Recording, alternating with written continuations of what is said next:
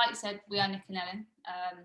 We set up in the old city of Bristol, which is sort of the oldest medieval part of the city. And it was set up in 2013.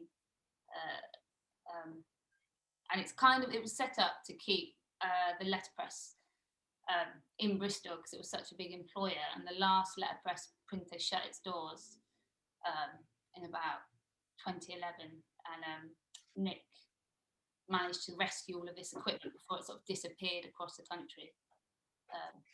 We've kind of collected and added things as we've gone on, and rescued things that were going to the scrap man, and dragged stuff out of basements and things like that.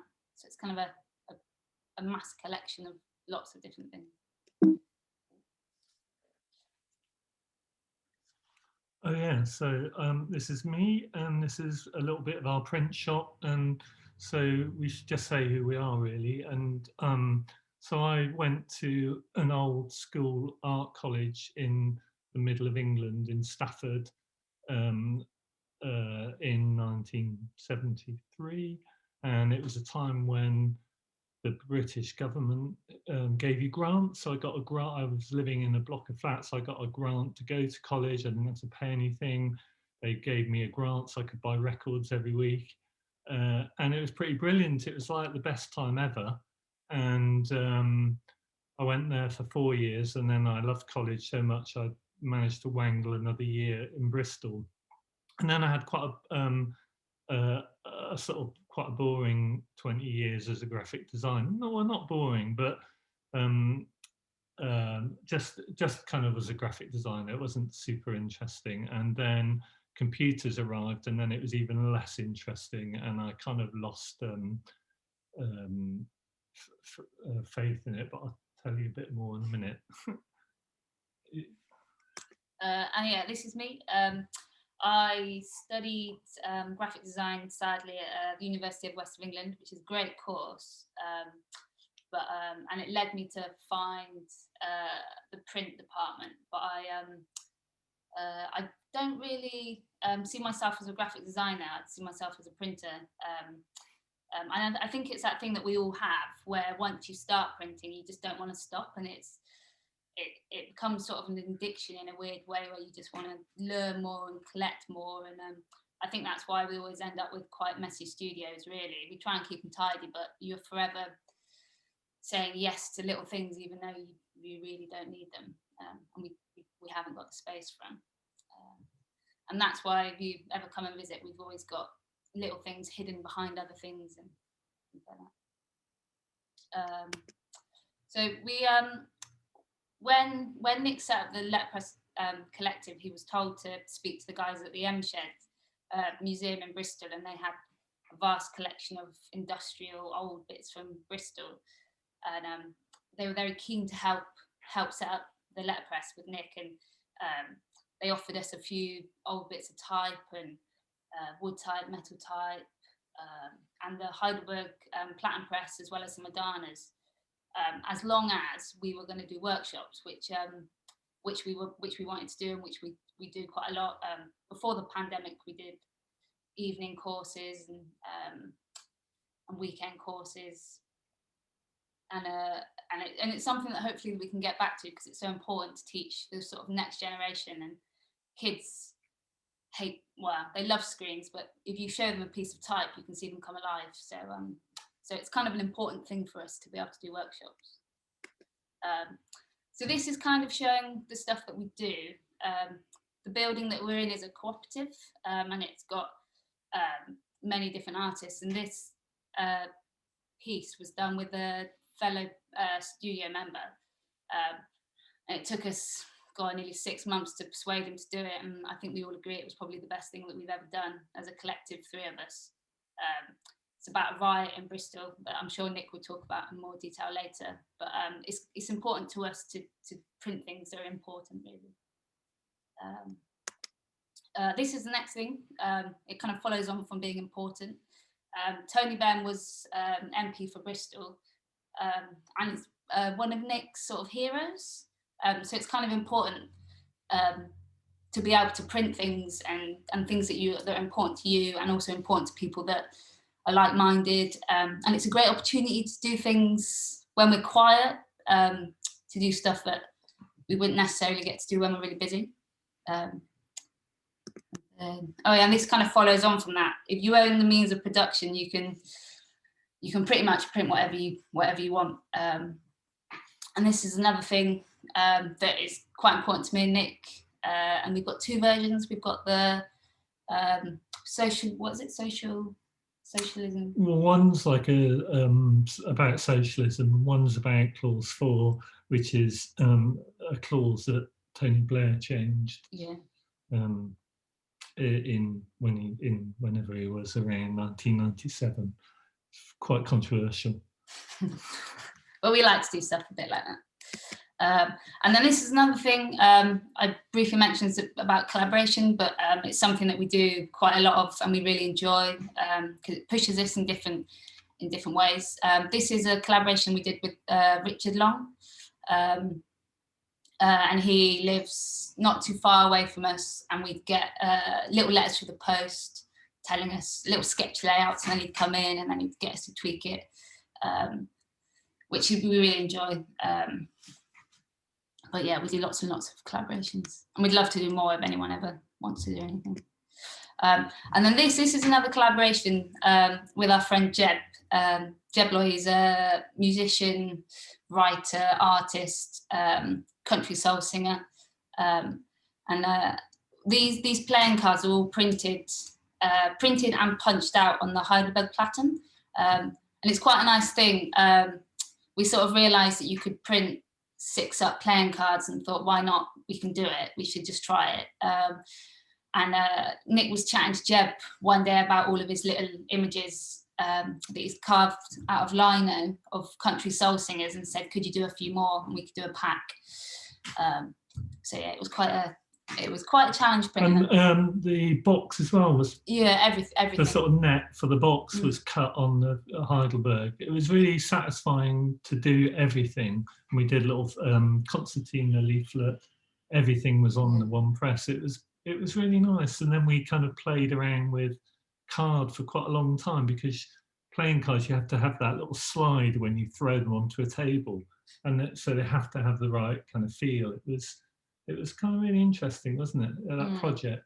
Yeah, it was really interesting, and it's something that we've got a galley and full of little 6-point univers that we haven't put back yet, because not that we'll ever reprint it, but it's just hard to put something back. It took so long to set, which I probably have to put away soon, but hopefully not. And then this kind of talks a bit about our jobbing work that we do, because we do some of it, but we mostly work with sort of small independent businesses that have got sort of the same mindset to us. And we try and use local illustrators and illustrators that are local to the place. So the illustrator that did the 3-legged cat there is Pete Fowler, and he's a Welsh illustrator and writes, as you can see, there's a bit of Welsh writing on the Barrabriff wrapper. They're sort of, is it in Pembrokeshire? They're in Pembrokeshire. Yeah. Pete lives in London now, but he's from Welsh. Yeah, so it's kind of nice to pull people together that know of each other but haven't met, and it's a way of, it's kind of like a celebration of everything that we do. And who would want to print a 3-legged cat? Yeah, like it's 800 of them as well. But no, it's great. I think it's one of the best things about collaborating is pulling these people together and making amazing things. So this last one, Nick will talk more about later, but it was probably the biggest project that we had during the pandemic. And the Feeder Road is part of an industrial area of Bristol behind the main train station. And it's often forgotten. As we're both Bristolian, it's kind of nice to do stuff for the council. So this was, what's it called? For Open Doors Day. Yeah, Open Doors Day. So I don't know if they do it everywhere, but they open up all old buildings and let the public in, and it's kind of a bit of a celebration of the area that we're in, and to try and get the history to be passed down. and it was quite a job printing all of these things. And unfortunately, I got COVID at just the wrong time when the fun bit of pasting up was. There's no right time. And Nick thankfully got a young chap to help him out who well, probably on his phone more than he was helping, but yeah. Me? No. Yeah. Yeah, so the interesting thing about this was we found out in Bristol that in kind of Victorian times, so late 1800s, people used to sort of plaster buildings with prints. So we wanted to kind of recreate that, and also kind of like have a little nod towards that Victorian way of doing stuff. And we realized when we were doing them that although they're like contemporary businesses, a lot of them could have been around. So there was like a wig maker and a pub called the Fox, and a rope company. And it's really interesting when you kind of look into these little areas that those businesses were probably there then, maybe not that business, but similar. Yeah. So it's a really interesting project, and the city, Bristol, is great for a lot of things, but they're really supportive of small businesses in a way, and that's how it feels to us anyway. Yeah. Good. So yeah, so just going back to that riot print, I was going to just talk a little bit about sort of Bristol, as we've talked about Bristol. And Bristol, I better put my glasses on, can't see a thing without them. So Bristol is a city that's known for quite a lot of things, but it is a kind of a city where people take to the streets if they're not happy, and I suppose you'd call it like direct action. And this, as Ellen sort of said, the riot happened in 1831, and we think sort of 200 or 300 people died. And a year later, there was the first act that gave, well, at that time it was working men the vote. So it was the start of universal suffrage really in Britain. And the Peterloo massacre had happened in 1819, I think. But it was a really important time, and I'm really, you know, like we said, we're kind of proud of Bristol history, I think, in terms of you know, taking to streets. And this was just this is just 200 or 300 yards from our print shop when Greta Thunberg came about 3 years ago now. Yeah. And so it's just an example of Bristol. You know, we will just take to streets, and one of the, obviously Bristol, you know, probably in America as well, that we had this statue of a slaver who was Edward Colston, and it was pulled down and sort of dragged into the river. And and it's a funny thing that that little poster about Tony Benn, where he kind of says basically, if you do something, you'll get arrested, you'll get put in prison, and then they'll change something, and then everyone will say, well, I always wanted it changed anyway. And that's exactly what's happened with Colston, because for years and years, and we did these prints because they were doing some work around the statue, and we did some prints, which it's not a very good picture, but which we put around the statue. And this was like years ago. And at that time, it was really difficult to find people that said, you know, why have we got this crazy slaver statue, you know? And again, this is like 200 yards from our print shop. But now it's really hard to find anyone that says, yeah, I always wanted it to come down. So, you know, I think that's what happens with direct action, that, you know, people just don't want to do it, but when you do it, it was always there. They kind of go, yeah, that's what I always wanted. So anyway, so I was going to talk a little bit about cycling, just change the subject. And there is a connection, I promise you. But in about 2009, I did a cycle ride around the coast of Britain. and I made lots of films. I didn't want to. I kind of wanted to do a cycle ride because I realised that there's loads of Britain. It's a really beautiful country, as you all know,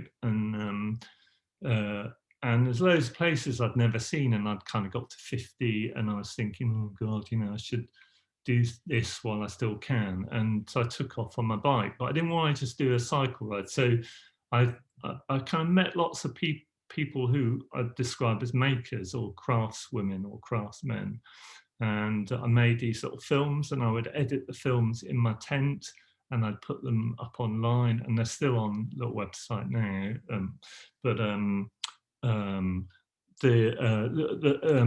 Anyway, what I was going to say was cycling for me gives me as much pleasure as letterpress printing, because I feel really happy on a bicycle, and I feel really happy in the print shop with type or with ink or with paper. It's just a happy feeling, and it's just, for me, I get that's the same feeling.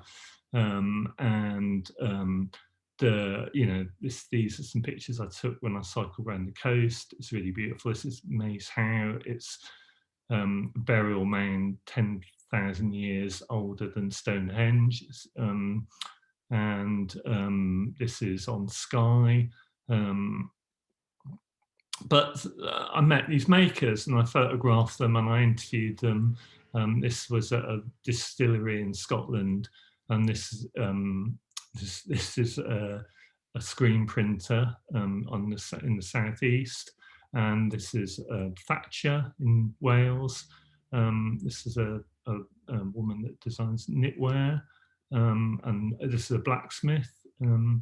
And what I found was that these people are really inspirational. So makers are totally inspirational people.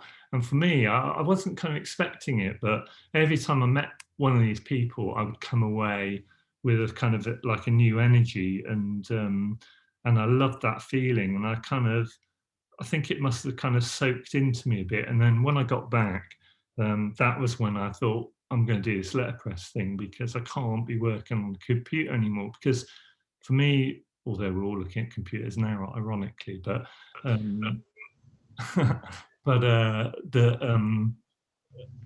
it's like the opposite of those feelings of being in the print room and the bicycle. So I had a friend who made bicycles, and he said, I'm going to make you a bicycle that can carry a printing press. And for me, that's like the things that I love in one bicycle. And this is the technical drawing he did to scale, I think. And then he started making it for me. And then we sort of went off on a journey. In fact, we cycled from Bristol to Mainz in southern Germany as the first sort of trip, and we printed postcards. This is on that journey and printing, and we've got friends to sort of cut linos, and this was a really nice poem that someone wrote, an American actually, Tara Lemmy, who lives in San Francisco, and she wrote this really beautiful poem about printing and cycling that I set in Plantin, I think, and took with me and printed when I got to Mainz. This is on a little cobbled bit of Mainz. And keeping on the time. This is the lino that my friend John McNaught cut for another postcard. I really like postcards, and seemed like a nice thing to print on a little bandana. And you know, you can print anywhere really. So you can print on a sort of factory floor or in a pub. And this was another journey from Land's End to John O'Groats, which Alan did a bit of.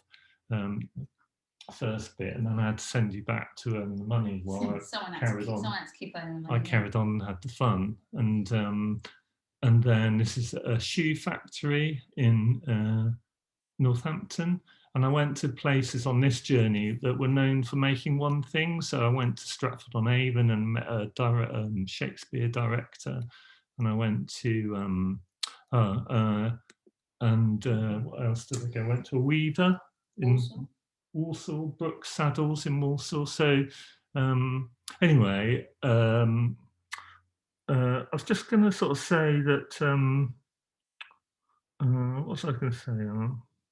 about I was gonna little say. things building up. Little things, that's right. Yeah, little things. So I was going to say that when we were thinking about this talk, the power of print, I kind of felt like what we do isn't really powerful, but sometimes like small things like craftspeople do make us kind of small intervention really in the world, but collectively they're very powerful. And we were talking with the other folk who are going to talk in a minute before we started doing this talk.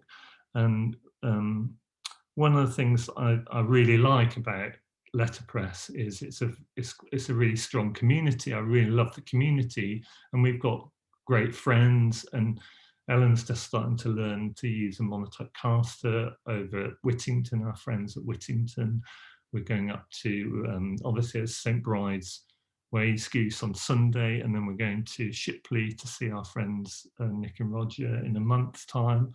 And it's very supportive, and I think so I think the power comes from the community, and the community could be letterpress printers, but it could also be, like we were talking about, collaboration. And I think collaboration is a powerful thing because you work with people that either care passionately about words. And I know, you know, Amos's work, there's a lot of passion in that work and a lot of power.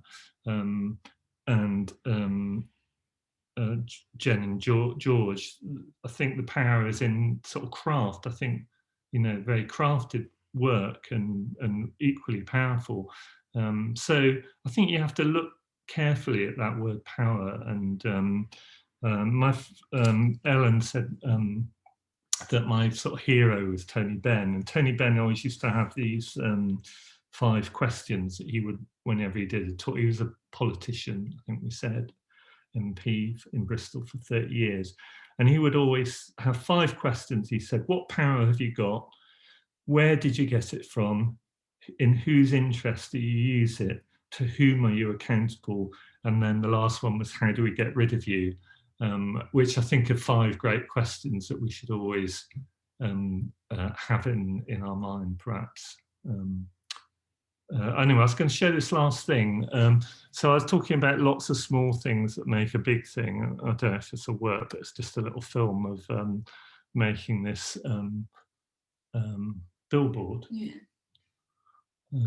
which was a lot of fun. This was like a day, and that's us in front of it.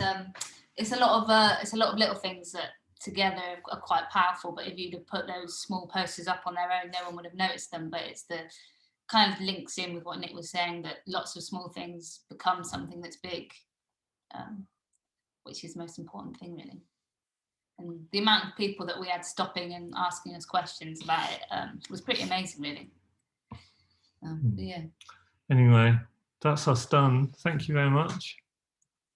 Oh, thank you both so much. That sort of made me well up a bit. I just think what you've said was just so so like powerful in a small way. Like that power doesn't have to be a big thing. It can be small, as you say. And I think that's why we've invited such very different people here to speak today on the theme, because it can be a really big thing or it can be small things. So yeah, just absolutely fantastic. Thank you both so much. We did have a couple of questions that came through, which I think we've just got a minute or two for. So the first one was for Nick, and I think just for Nick, but it could be for both of you. What stock did you end up using for the playing cards? Well, it was a Fedrigoni board, yeah. And I can't remember what it was, but it had like a little sheen to it. Was it coated? Or yeah, it was slightly coated, yeah. And it had a really nice weight to it, and you have to kind of be able to bend it, and it's really weird playing cards, but it was just a lot of testing, wasn't it? Yeah, but it was a Fedrigoni board, so yeah. That's great, thank you. And the second question, where was it? Sorry, just scrolling through lots of lovely comments for you.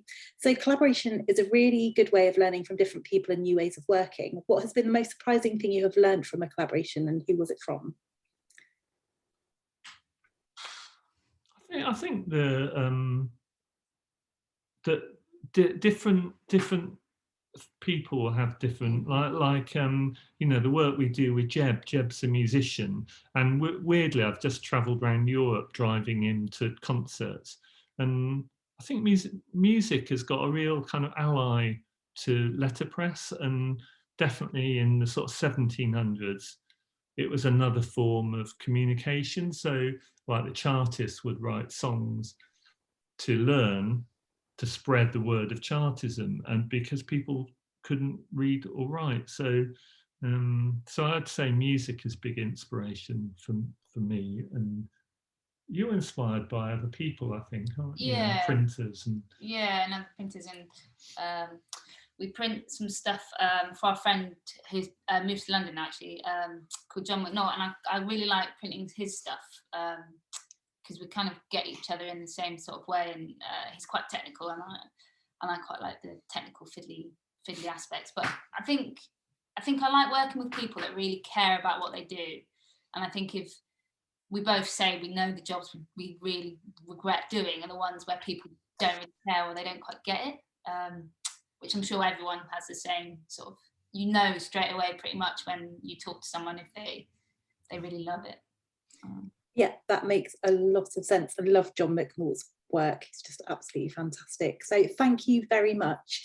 I will save the round of applause for you guys at the end. So I'm just going to remove the spotlight from you, and if you could mute yourselves, that'd be great. And next up we have Jen Farrell, who is joining us from Chicago in the US. So Jen, I will just spotlight you. So hopefully everyone should see you now. So welcome to Jen. Thank you, Nicola. Let me share the screen. Hopefully you can see that. Yeah, it's all good. All good? Okay.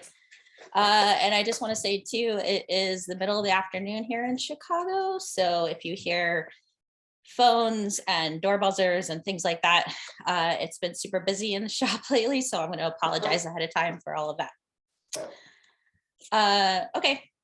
So I've run Starshaped for nearly 23 years now, and I focused most of my work on preserving and advancing the existing materials within the craft of letterpress, and in particular, metal and wood type. When Starshaped became my full-time job in 2001, there was at the time an explosion in letterpress for commercial work. But I saw a lot of comments that were about metal and wood type being too limiting for quote unquote good design. So I was determined to show that it was entirely possible to keep these materials relevant. And clearly Ellen and Nick and I have a lot in common, not just in print, but also ideology. And also I think Bristol and Chicago have a lot in common. So I think we need to talk. The mission of Starshaped has always been to own the means of production and to choose projects and work that's meaningful for myself and the community. The studio is my vocation, and with careful planning and organization and a lot of work, it pays the bills, and I'm able to stick to that mission. And that includes focusing on preserving the tools of the past for the work of the present and the future. I've been a member of the Chicago Printers Guild, which is a group of scrappy printmakers across the city since its inception just over a decade ago. In 2020, they initiated a fundraiser to benefit the Southside Community Arts Center, and I submitted this print for sale. It features lyrics from a collaboration between Peter Cottontail and Chance the Rapper, who are two of Chicago's finest. And I wanted to show this hint of the city that's looming in the background, but with more detail in the foreground, with these symbolic gardens of growth and a vibration of type that matches the beat of the city. And it has this line of humble homes and buildings that are shown here stacked in a galley before printing that represents the neighborhoods of the city in which the Southside Community Arts Center fits and where its patrons reside.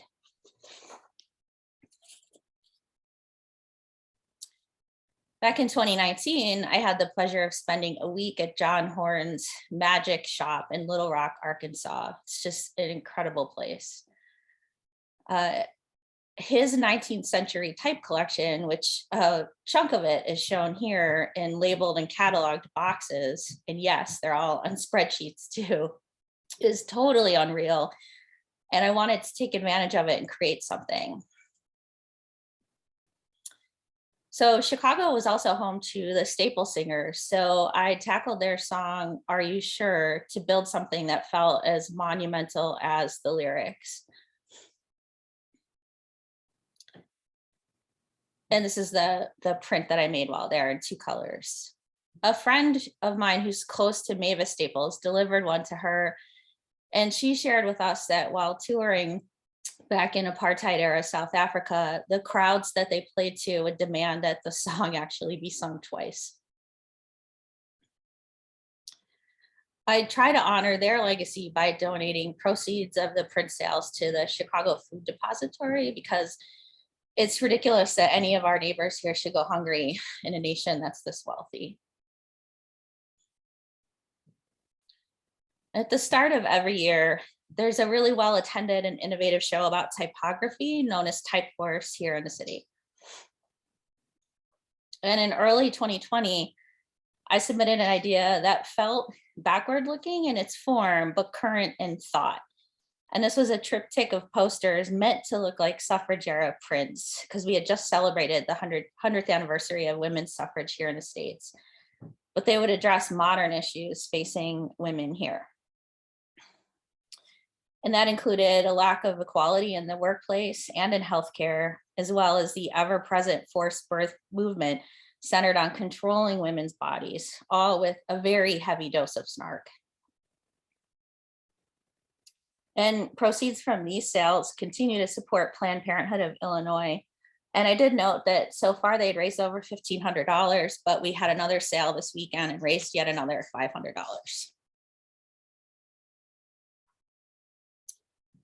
And I suggested for Typeforce that we show the forms as well to prove they weren't digitally created.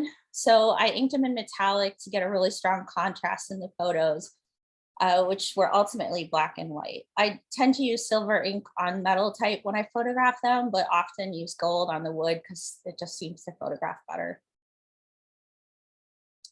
So I photographed all of the forms, and these actually hung alongside the prints at the show.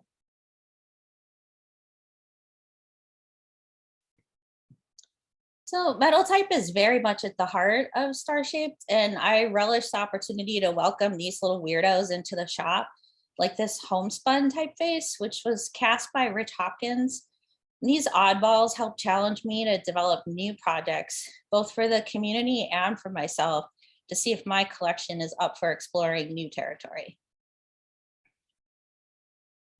One example is a Chicago-inspired series meant to look like cross-stitch prints that were inspired by the homespun typeface. Because I attempt to actually proof and scan my entire type collection when it comes to me, I built these forms digitally first after initially sketching them out by hand. So you can see that nice pica grid. See, Amos, I do actually do all the math.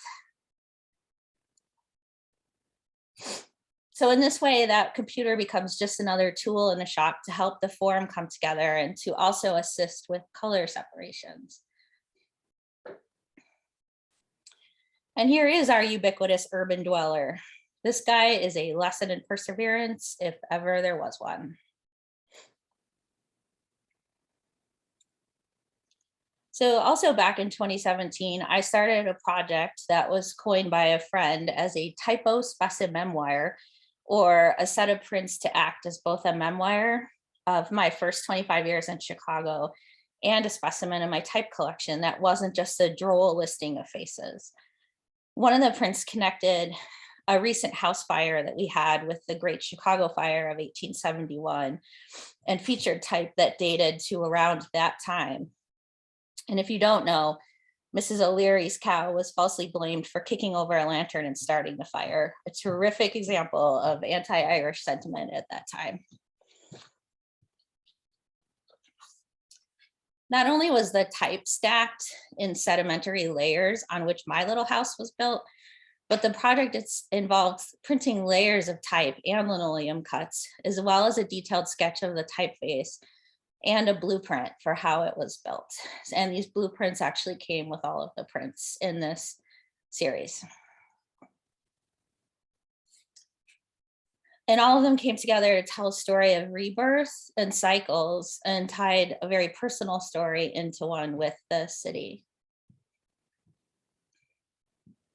And it was a cathartic experience that allowed me to process the losses of that fire.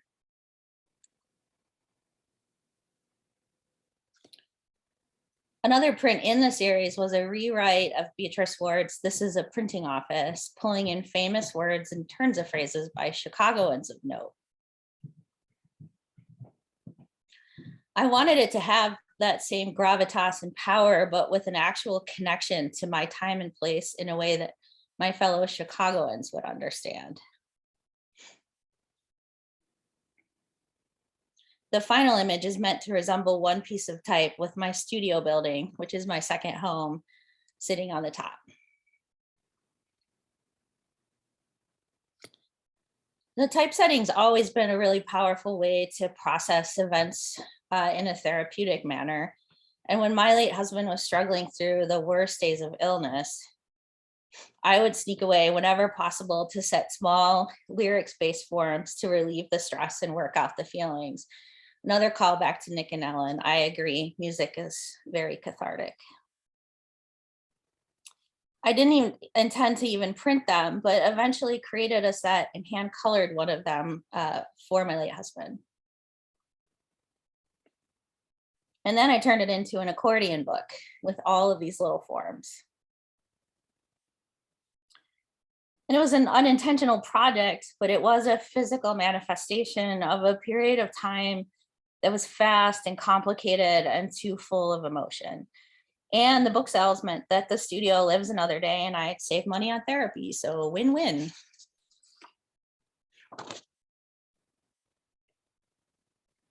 A few years later, when my child suffered terrible side effects from chest radiation and what felt like an indifferent medical team, I again channeled frustration into typesetting a giant set of lungs. This is an SP15 if you need that for reference. This time I retooled the lyrics of Black Star's Respiration from a metaphorical struggle to breathe to a real one.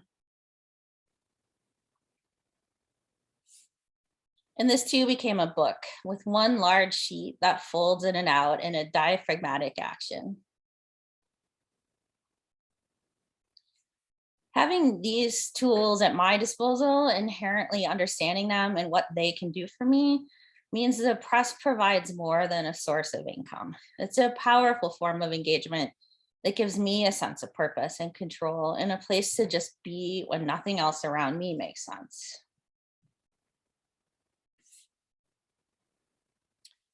I wish my kids' health struggles would ease up already, but they have not. I again, last summer, turned to the type to channel a message of support to my teen via the song, The Whole of the Moon. And I slogged through building a giant moon, which at times kind of felt like building a Death Star. The parameters I set were to keep the shape, but not necessarily in a linear fashion. Work with mid-century typefaces if possible, including some that don't get a lot of play in the shop, and show all the haters that metal type has a lot of life in it to create typographically interesting work. And that's the final print in silver on blue paper. What I didn't expect when sharing this print was hearing from other parents who struggled with chronically ill teens and adult children about how the print impacted them, and that impacted me. But I'm going to give props where they're really due, and that's to Mike Scott, who's a genius.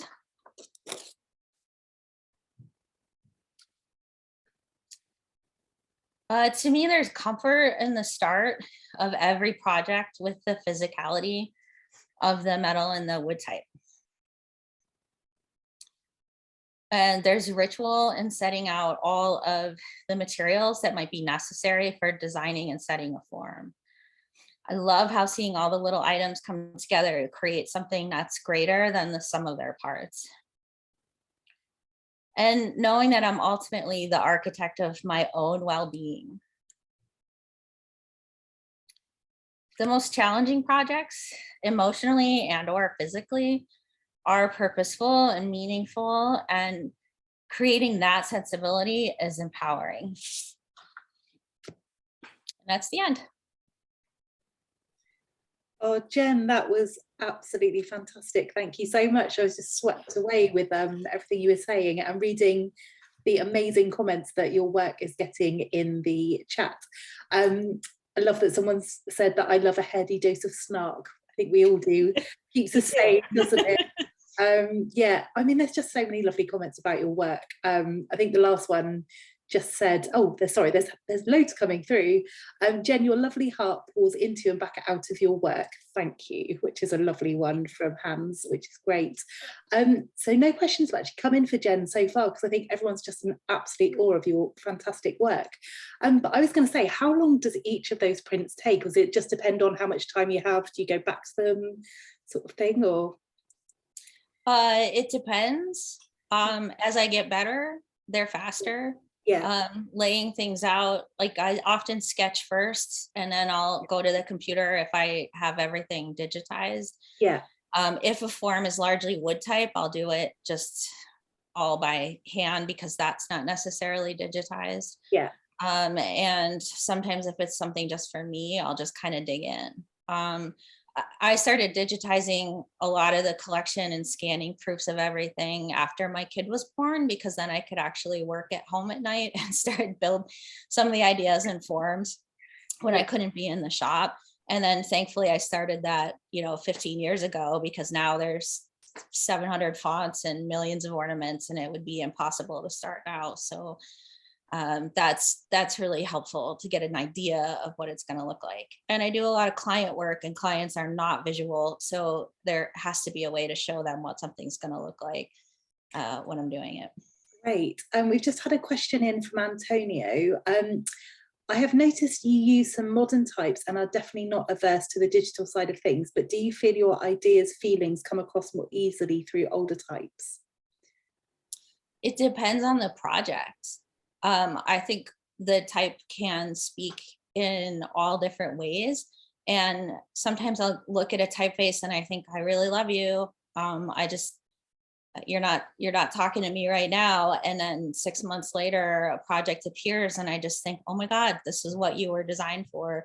And it doesn't, like, sometimes giving myself parameters, like when I was doing the moon, it just sort of felt like, it felt mid-century to me, because I think we were, at least here, we were obsessed with the moon at the time, and so I'm like, typefaces designed in the 30s and 40s were getting a lot of traction in a decade or two after that. So like, how do I work with those? And then every once in a while you see something weird from the 19th century that gels really well with that was really a forward-thinking design for its time. So occasionally I'll just dig into the 19th century type and say, this is somehow really speaking in a modern way, which sometimes they do. Like if you look at memorial prints from the 19th century, like there's grief there, and grief is universal and it's every time period. And you can use those in a way that still feels really refreshing. I don't think they're necessary. There's some that are dated, but a lot of type is not. It's just what feeling you put into it. Absolutely. And what are you working on next? Do you have any inklings, or will the inspiration just strike you one day? And well, there's a lot of client work right now. Like I'm doing a huge run of huge posters for this consortium of research libraries here, because everyone kind of gets along in Chicago when it's for the greater good. And so there's a bunch of research libraries that have pooled all their resources. So if someone's coming to Chicago and they want to research, a history of writers here or movers and shakers or whatever, they can do that without paying for it. Yeah. And so they're celebrating their 10th anniversary. So that poster is going to take up a huge chunk of time over the next week or so.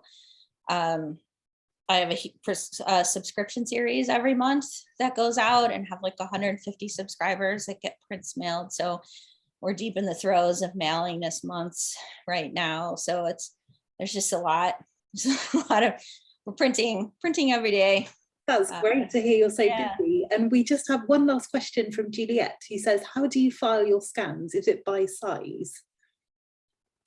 How do I do what now with the scans? File your scans.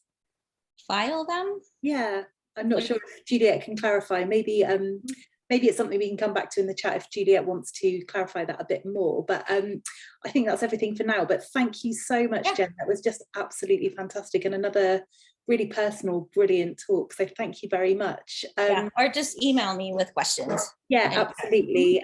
Oh, by point size, sorry. Yes. Oh, so anyway, I'll let you get to the chat with Juliet. So thank you very much. We are now going to be joined by Jorge from Prelo Prints, who is joining us from Denmark. So I'm just going to spotlight Jorge, and then I'll go, I believe. Welcome, Jorge. Hi, thank you. I will share the screen. Here we go.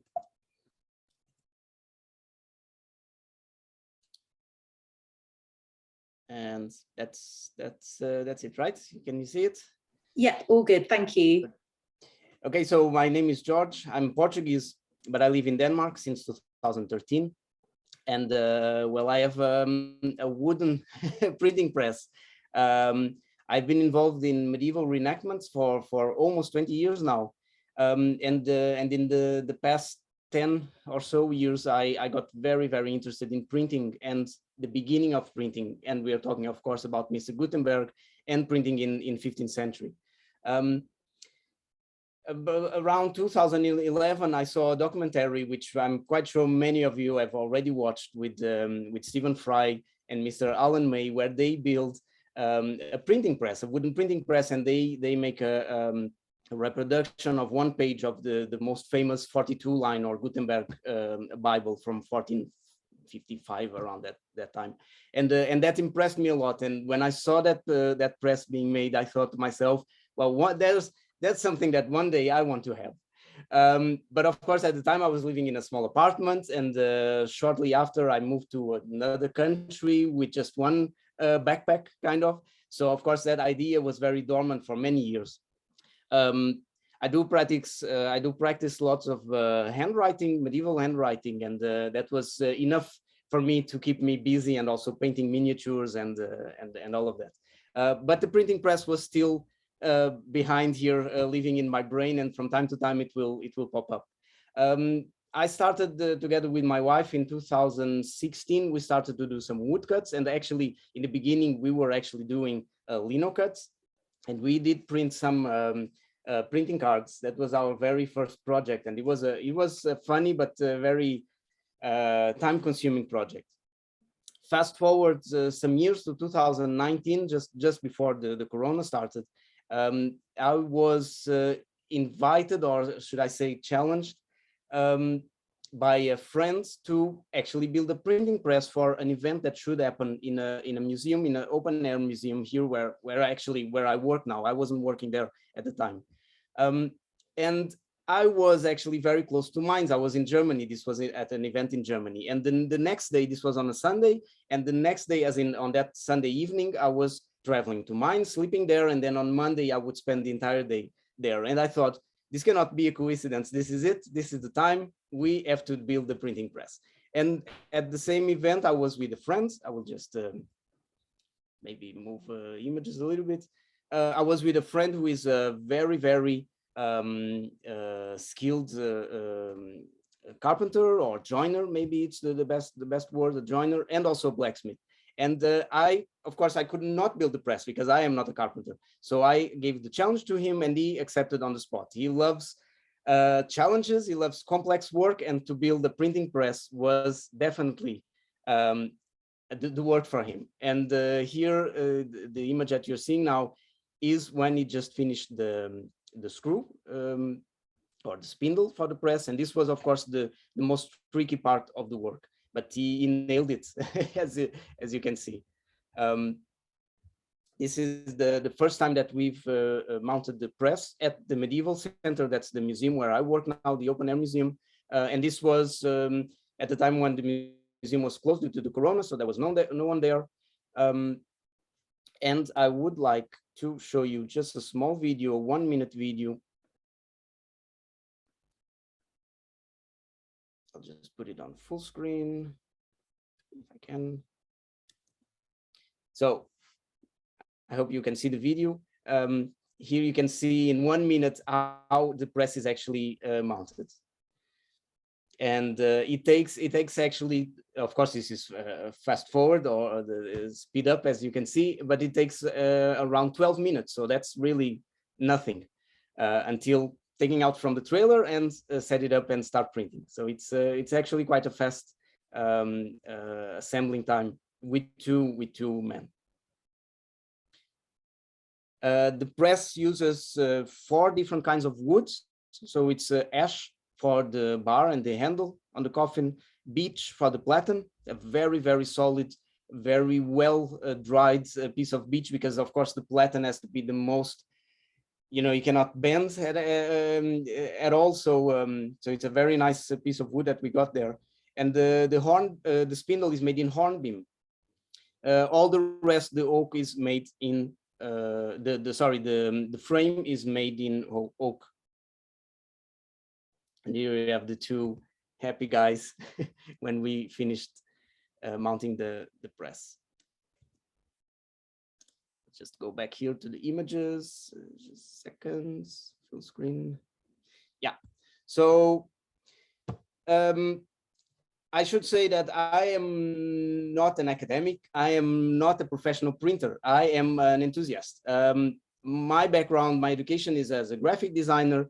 Right now, I work as the marketing responsible for this open air museum, where I do also lots of graphic design, redesigning the image, the entire image of the museum.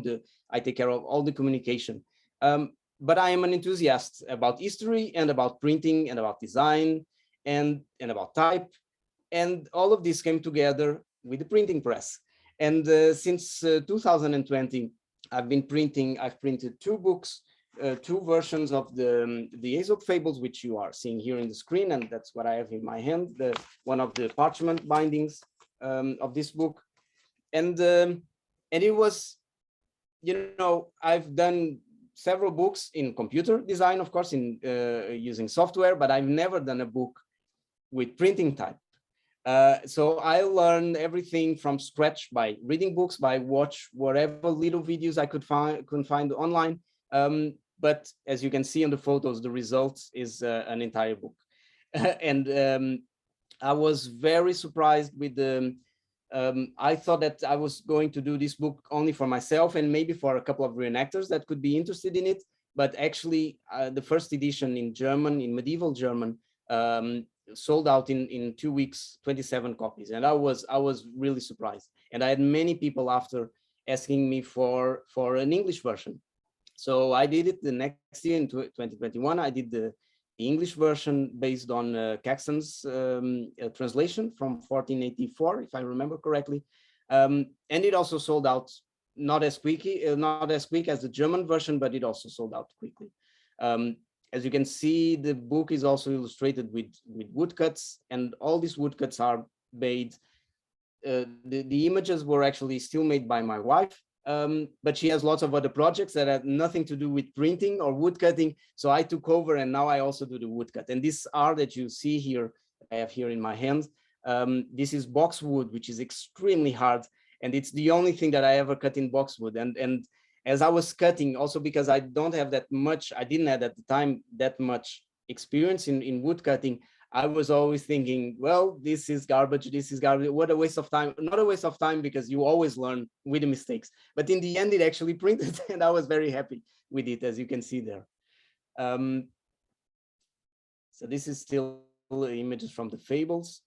Also the capital letters, I've cut them all by hand from cherry wood blocks. Yeah, another thing that I also love to do is paper. And I do, when I printed the 2 books and other jobs that I do, I still rely on papers made by professional paper makers, but I'm more and more jumping on making paper, and I really like it. I really like it. My only problem right now, which is being solved, is the space. I don't have that much space. I do all of this in a little less than 10 square meters. So that I'm talking about my workshop has 3.5 times 2.9 meters. And so it's really small. And actually, if I rotate the camera a little bit, you can see the press, and then you can see the washing machines, because it's actually the washing room in the house. But I can say I'm very happy that I bought a house recently, and I will move the workshop, the printing workshop, from 10 square meters to 30 square meters. So there's lots of room for making paper, to print, and to do all the other projects in historical printing that I want to do.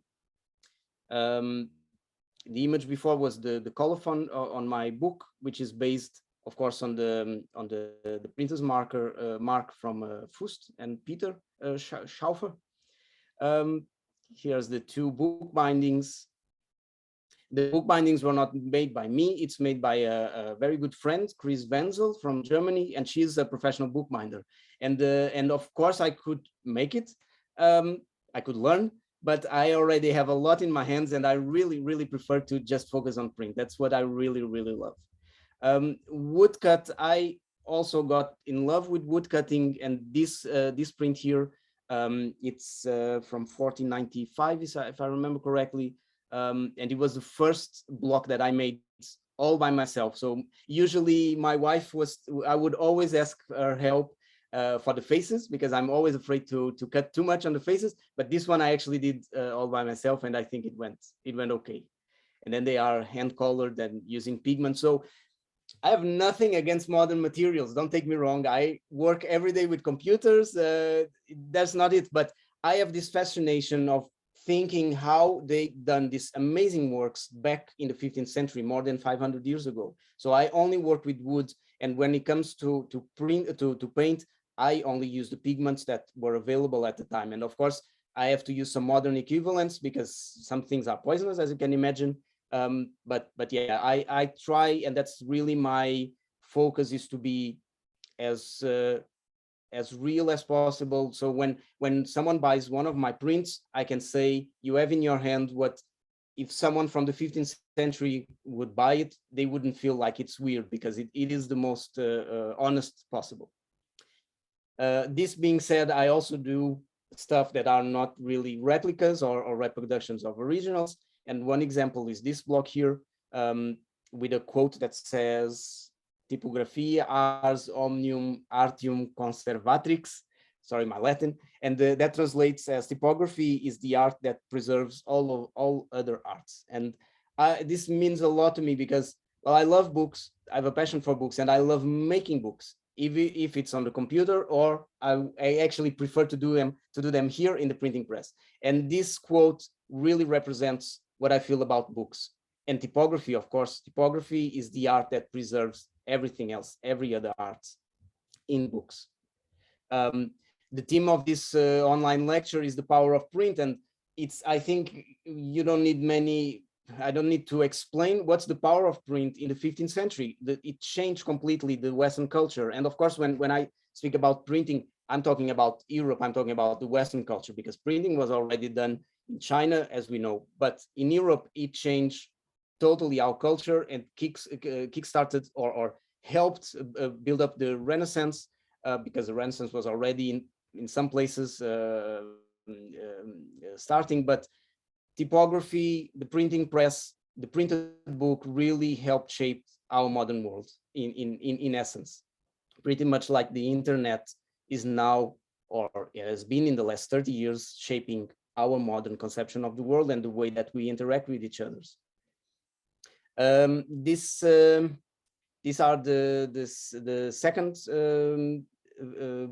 not a book, but a booklet. So it's the Draco Vida.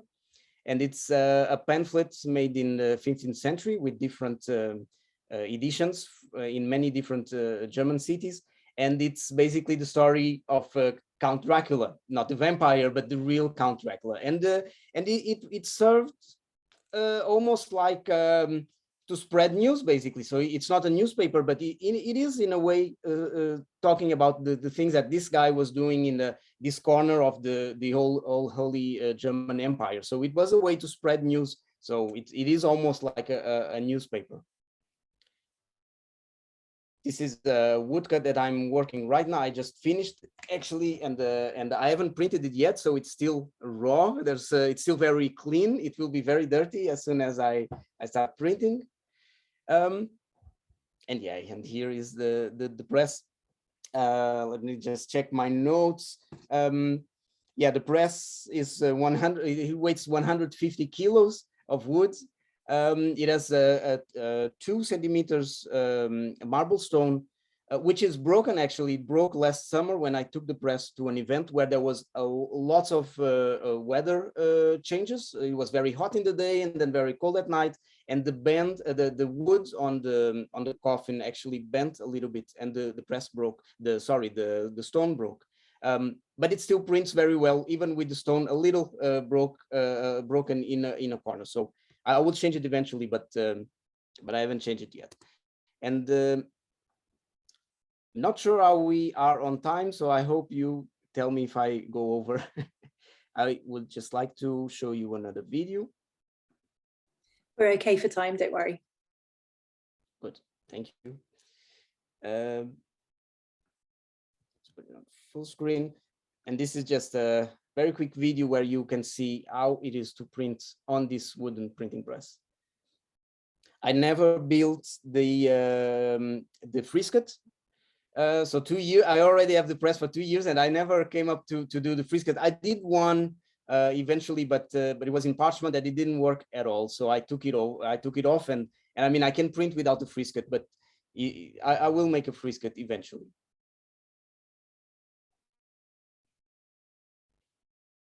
It makes lots of noises when prints. I don't have sound on this film, but it's really cool to hear all the cranks and the crank of the printing. That's it.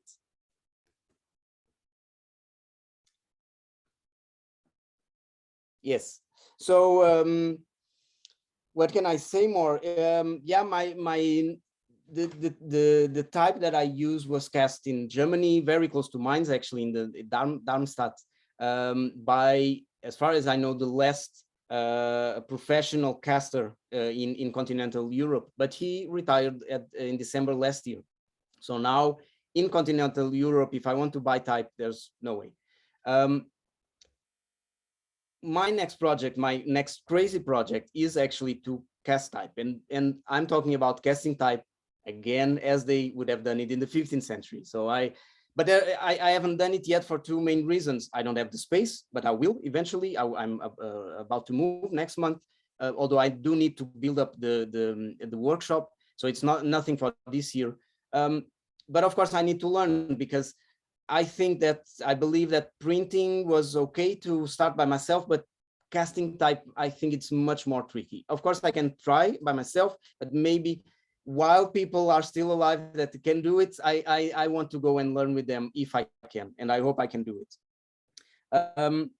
I would just like to refer to collaborations like Nick referred in the first intervention. I have a collaboration right now with the University of Bristol, which I think it's amazing for many reasons, because we will share knowledge between each other. We will print a book that is, you know, in the end, it's a product that is made by different printing shops, so we can see how the result looks like. And it is something that I really like. It's this community, letterpress community, that the internet helps to share knowledge, and I think that is amazing.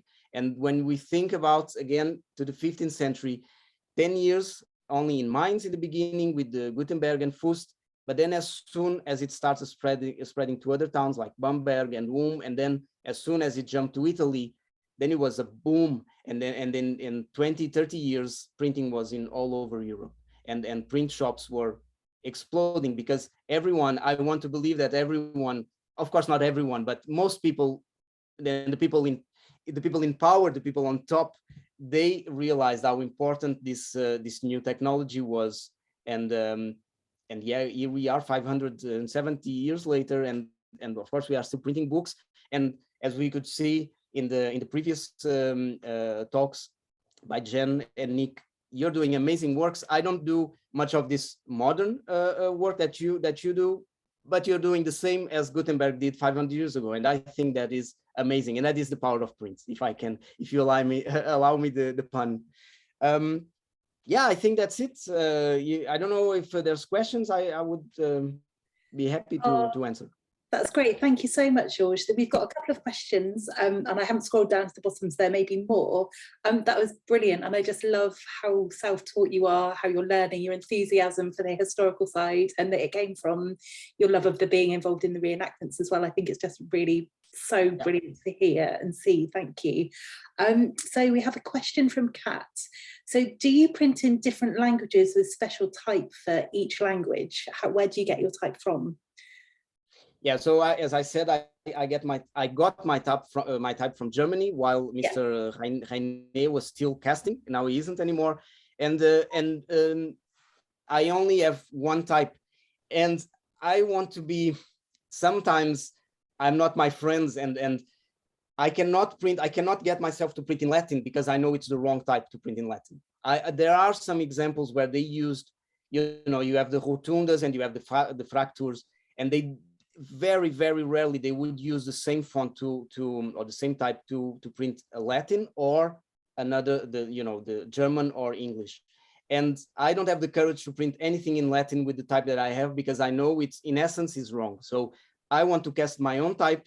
As soon as I can cast my own type, then I can do whatever I want, kind of, with all the technical limitations, and then I can cast type to print Latin and to print other languages, because in Portugal, for example, the first printers, or the ones that we talk more, they were German. Also the same in Spain. So of course they brought the type from Germany. But in England they use type there. Maybe it is also German in origin, but it's already a little different. And in Italy it is different. And I would really love in the years to come to diversify my portfolio, if we can say that. Yeah, absolutely. And Hans has made a lovely comment that you have a novel method of image transfer to your woodblock that he hopes you show. It's also on your Instagram site. Can you also tell us a little bit about that? Yeah, it's not medieval at all. I made that video some weeks ago on Instagram, and I got lots of reactions. So we use a freezer paper transfer method, and it's called freezer paper. If you Google it, you'll find it probably in your supermarkets, and it is used to pack food to put on the freezer. And one of the sides is waxed and the other one it isn't. So when you print on an inkjet printer the image, then you can just put the paper on the block, and then with the roller transfer the image that was printed onto the block. It's super easy. It works super well. It's not medieval as you can imagine, but it worked really well. I do want to make more videos showing other techniques, basically drawing directly on the block, which is of course feasible. But that one is the one that I use the most. Yeah. Great, that's brilliant. So I think you've just answered someone else's question. And someone else has asked, is there an attribution for the typography quote? Do you know who said it? You know, the one that you yes, I have my Instagram here open because I don't remember the names, but I thought that someone would ask that. And the quote is from the inscription on the facade of the house once occupied by Laurent Koster at Haarlem in the Netherlands, I think. And he was a printer. So 16th century, I believe. I think it's 16th century. So great. If you search for it, you'll find articles about it. Yeah. Brilliant. And last question from Sarah. Jorge, do you have any thoughts on researching languages from colonized nations as a link to historical migration? Yeah, that's a good question. I think everything that I've done so far is 15th century, but I'm always joking saying that, hey, I'm about to go into the 16th century because, of course, the 15th century is limited. And this project, this collaboration with the University of Bristol is already jumping a little bit on my time, and I really look forward to do that kind of things. Yes, definitely. But you know, this project is 2 years, as in things printed. I've been only printing since 2020. So I have hopefully lots of years ahead to search for more and to go to other nations and yeah, definitely. Brilliant. Thank you so much. That's been absolutely fantastic. I can see lots of smiling faces on videos and lots of clapping. I think it's just been such a great evening so far. And finally, we are delighted to welcome from Detroit, Amos Paul Kennedy Jr. So Amos, if you could put your video on, I will then spotlight you. If I could just find you. So welcome to Amos. Give me a second. And I will just unspotlight George, and then we'll go. Great. Amos, welcome. Oh, thank you very much. And thank you for inviting me to this talk. Let me take these off. Whoop, sorry. Brilliant. Thank you. It's absolutely our pleasure. Yes. There we go. Now I feel much better. Yes. Thank you for inviting me to this talk. The talk is about the power of print. And as I was thinking about what I was going to say today, I started thinking about the word power and all of the meanings that it has. And as the speakers before me have mentioned, one of the powers of print is the bringing together those people who madly love to print, and specifically print letterpress printing. But when you branch out from letterpress printing, you see that there are people that are passionate about screen printing, people that are passionate about offset printing, and there is a growing contingency of people that are passionate about Rizzo printing. It is these forms that allow ideas to be disseminated. And I believe that that is one of the underlying reasons for this passion for this craft, is that we as practitioners want to disseminate ideas that are very important to us. And the printing press allows us to do that. We have ideas that we want to share that we feel are not getting put out there. And when you have a press, you can put out the ideas that you want. The press is a very powerful tool. It did help to reshape Western civilization and to expand our knowledge base. You will see that wherever a printing press went, universities popped up in Europe and ideas spread much faster. But we must remember that early on, the press was used primarily as a commercial tool. One of the things that were printed, we talk about the books that were printed during the early days of printing, but also indulgences were printed, lots of indulgences. As a matter of fact, that's the way printers made their money, because the books were not selling that great. And so the press has this association with the development of capitalism and the spread of capitalism throughout this entire world. So the power of the press is everywhere, the power of print. But we have to ask ourselves, what is that power doing? Is it good or is it bad? Is it helping civilization advance towards a better goal, or is it helping civilization advance to its death, Western civilization? Because the press and printing has been used for what some people feel is not correct human activities. And it is not all cherry and bright and sunny. There are dark phases with the press. There are things that have come out of the press and printing that I personally wish hadn't come out, but it has.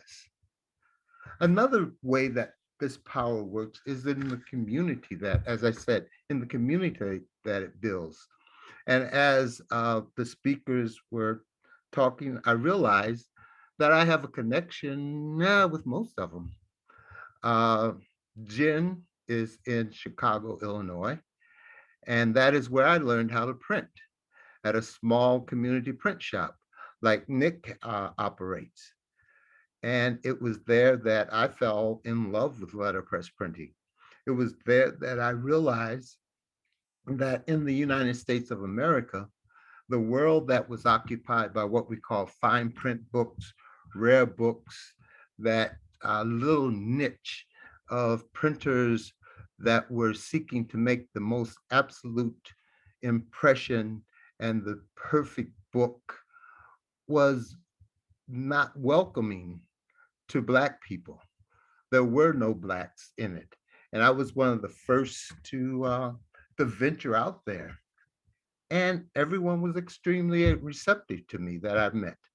And that was because printing and letterpress printing had fallen on hard times. And a lot of the practitioners were in their 70s, 60s, and 70s, and they wanted it to continue. And they were willing to share their information with whomever stepped forth. And I was one of those people. And I learned a great deal from them. As a matter of fact, a printer that I met twice gave me his print shop because he wanted it to continue.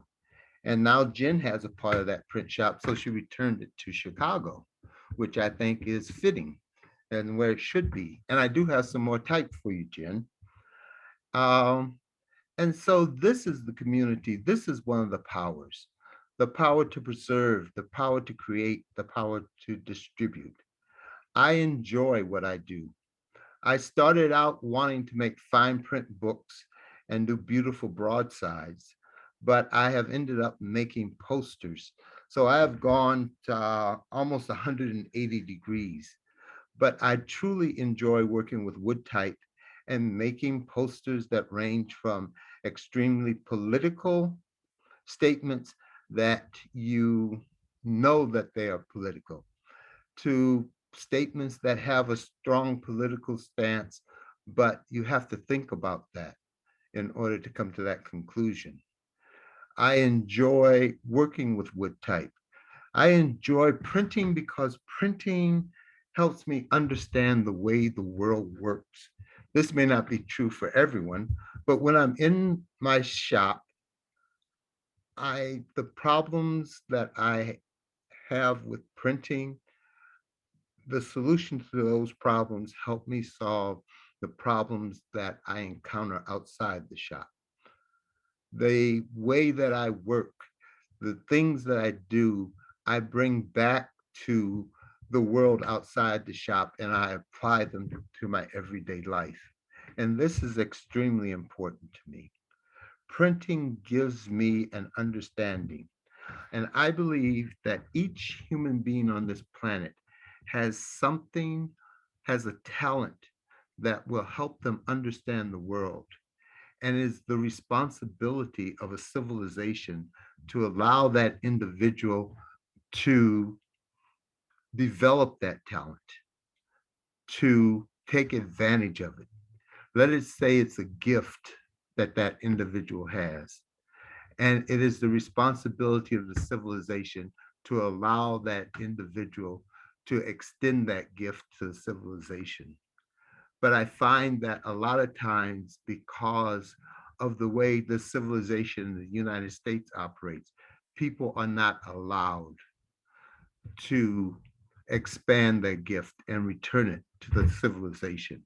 And I hope that as printers continue to propagate around the world, that more people will see that I can do, or I can use my gift and give it back to the world. Because most people who are printing, and it's interesting because printing is a multi-million-dollar business, but none of us who are speaking here make that multi-million-dollars, but we're very comfortable with what we make as an income. For some reason, my life adjusted to the amount of money I make. And so that allows me to do what I want to do, to make the posters that I want, to do the pro bono work that I want.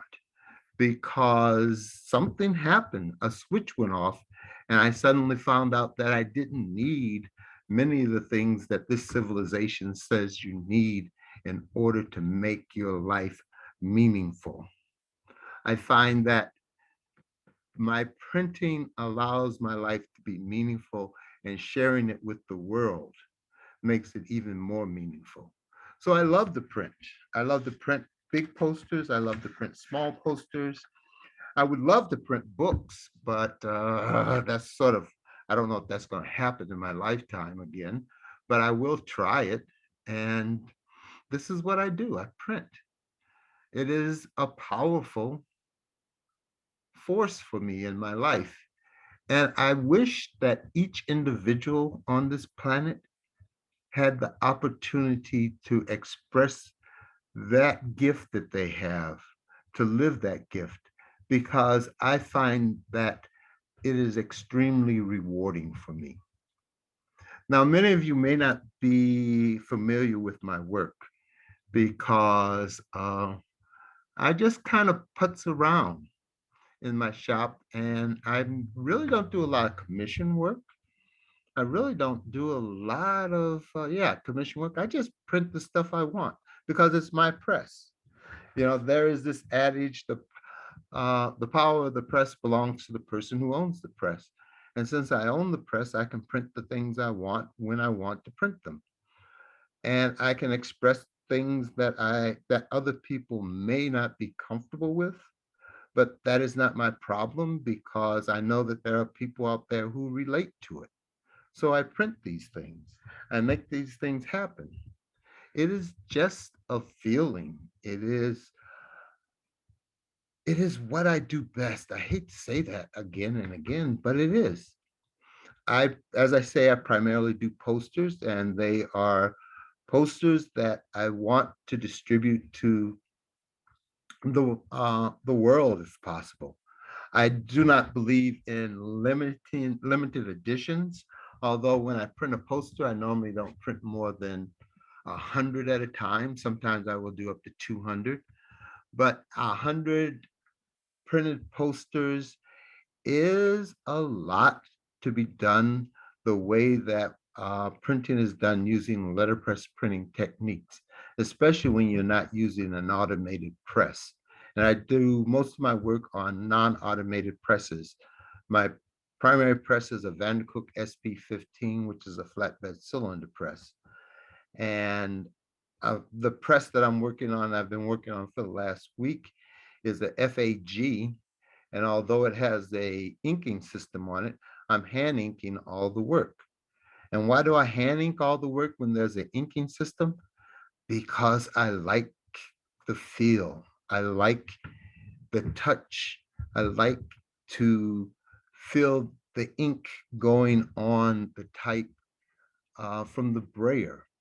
And I also have learned over the years that the more primitive the tool is, the more creativity you have, the more things you can do with that tool. And I like to explore that. I find that the automatic inking system will give me a consistent ink every time, but I don't want consistent ink every time. I am a little bit different from other printers, and I have been accused of actually being a sloppy printer because all of my work is, if I'm printing 100 posters, all 100 posters are completely different. But then I defend it by saying that really there is nothing that is the same in the world.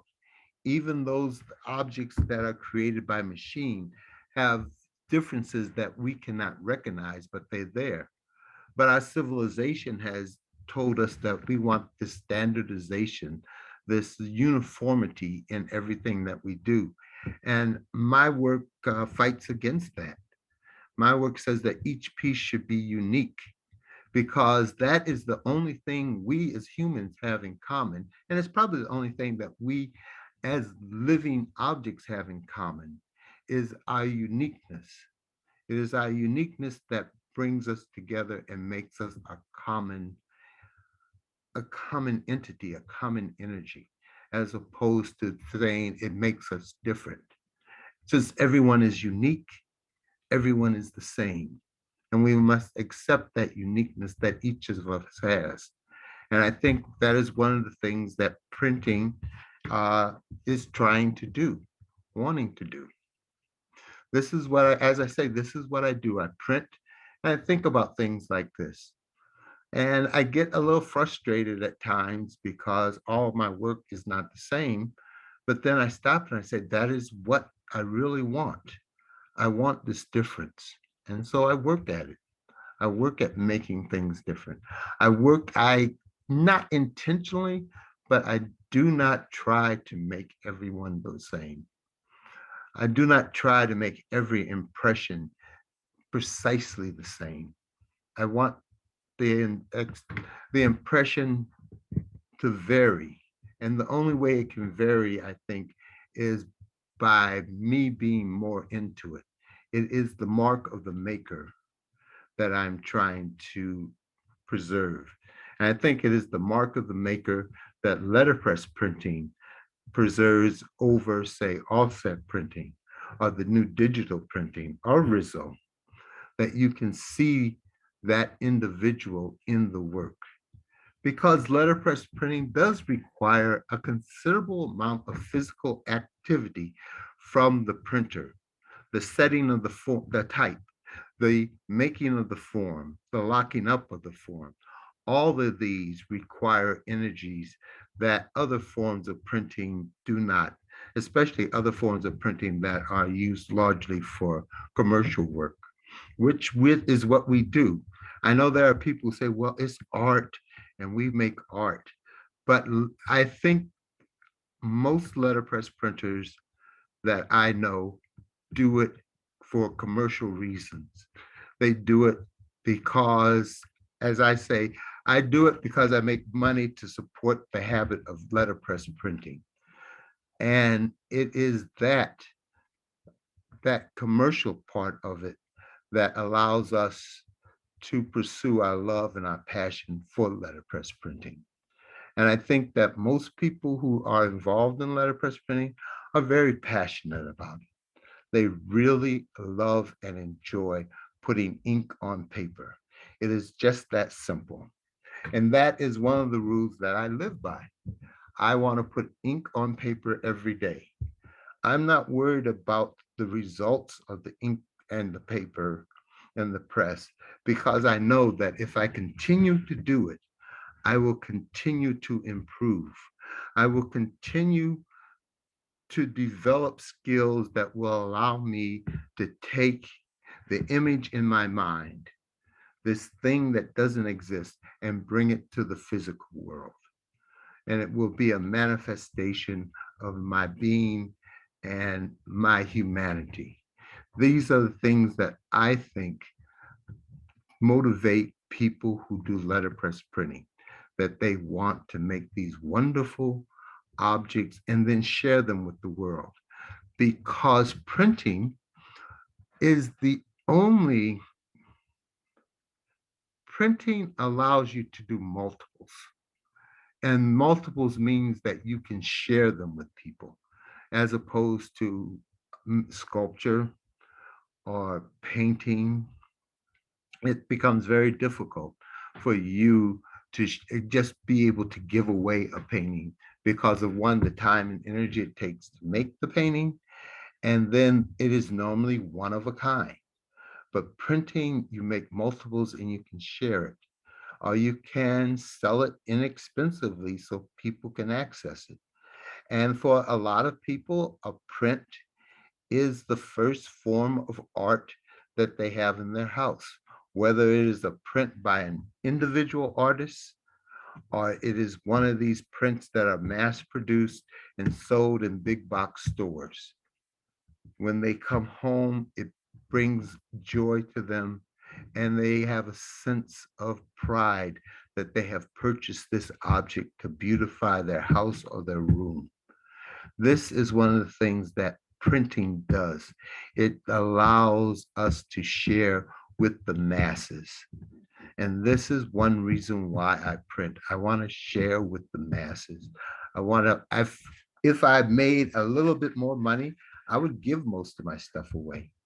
But in a conversation with a printer out of Florida, Virgin Press, Tom Virgin, he has come up with an idea that allows him to give away a lot of the work he does, because he does a limited edition on, for lack of a better term, of a fine print.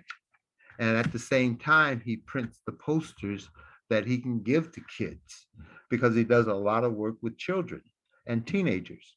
And they walk away very proud of this piece of work that they have that can beautify their life. And because he is a letterpress printer, a lot of times it's either a poem or a saying that the children relate to. And this is a wonderful feeling. It is a wonderful feeling to make someone happy and to feel the happiness that you make. And I believe that one reason why a lot of printers do that is because printing makes them happy.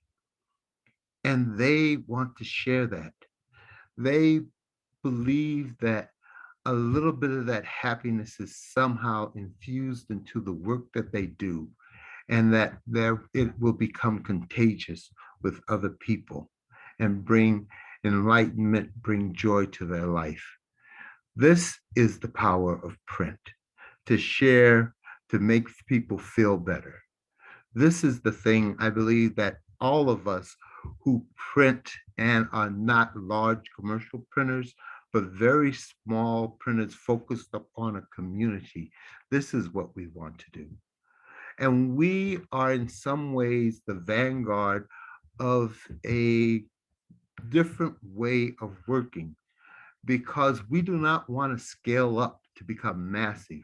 We want to provide this service to our community, to the people that live close to us. We want them to enjoy the work we do. And in return, we are building our communities and making them closer, which is something that I think we all want, because printers have a very close-knit community. Before this seminar started, there was a conversation about how there are some printers who don't want to share information and knowledge, but they are the exception to the rule, not the rule.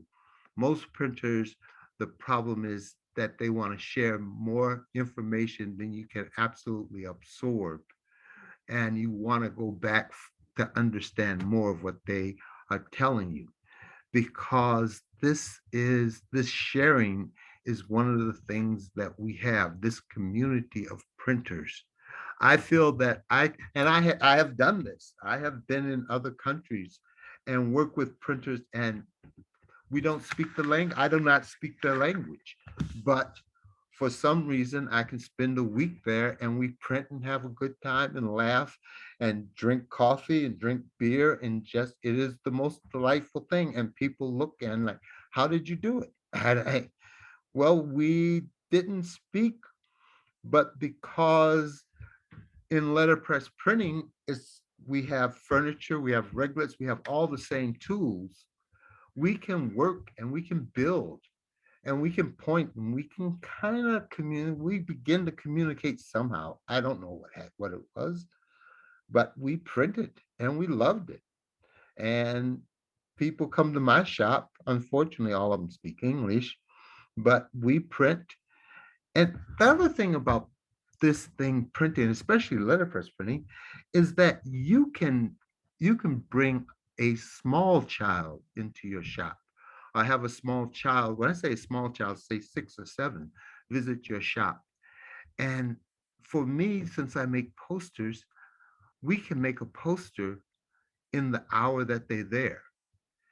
We can set the type, we can print it, and then they can walk away with with a set of posters that they printed, and it was the words or the quote that they wanted to say.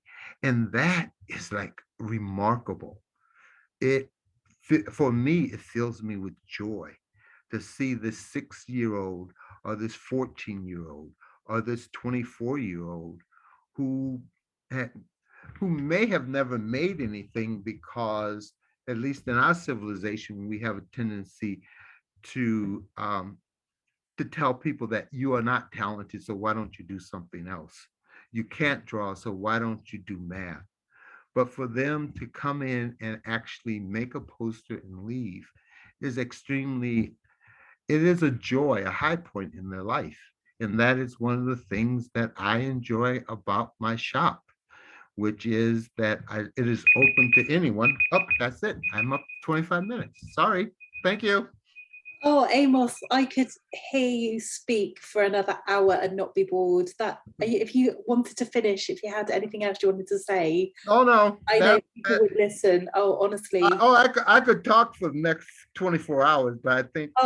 I think you need your own podcast, because I think there's a lot of people saying how much they would love to just hear you talk.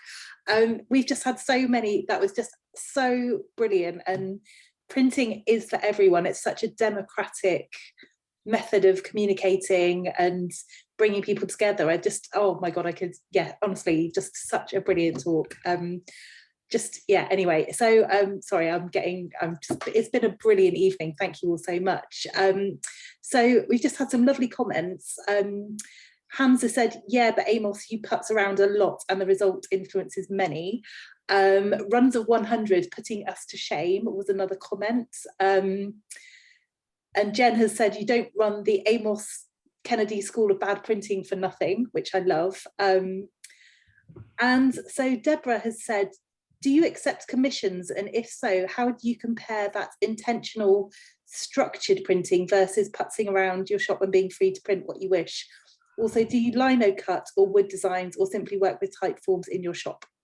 Well, I do accept commissions, but people who come to me for commissions are similar to the people who go to Jen. They know that when they go to Jen, they cannot say, I would like for you to use this typeface that was designed last week. They know what to expect. And so you have a degree of freedom to work the way that you enjoy working.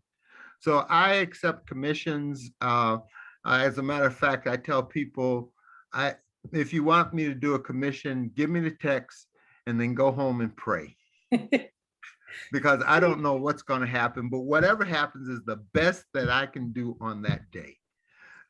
I guarantee to put ink on paper and it will probably be wet when you pick it up. And that's about it. So I don't do a lot of commissions, but the commissions I do are people who know what I do and they are willing to accept it. What I do is I do a lot of pro bono work, just unsolicited, just print a poster for something that I see is going on and just take it to the organization and say, hey, would you like these? And if they say, yeah, I'll give them to them. Because I just want to print. That's all I want to do, Absolutely. That's great. Elizabeth has said, you should do motivational talks that we can play to ourselves when we have those days where it's hard to get stuff done. I can listen to you all day. I think there's a lot of people feeling exactly the same as that. I'm just looking and see if there are any other questions. There's just lots of lovely comments about how people love your letterpress and community, and it being a real privilege to hear you. And a question from Catherine.